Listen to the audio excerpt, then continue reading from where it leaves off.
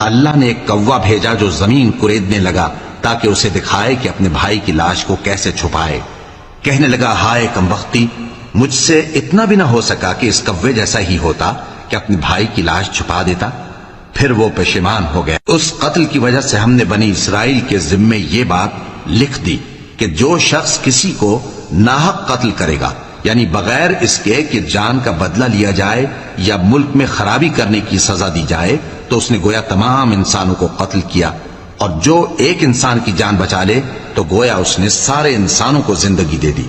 اور ان لوگوں کے پاس ہمارے پیغمبر روشن دلیلیں لا چکے، پھر اس کے بعد بھی ان میں بہت سے لوگ ملک میں زیادتیاں کرنے والے ہیں۔ جو لوگ اللہ اور اس کے رسول سے لڑائی کریں اور ملک میں فساد کرنے کو دوڑتے پھریں، ان کی یہی سزا ہے کہ بری طرح قتل کر دیے جائیں یا سولی چڑھا دیے جائیں، یا ان کے ایک ایک طرف کے ہاتھ اور ایک ایک طرف کے پاؤں کاٹ دیے جائیں۔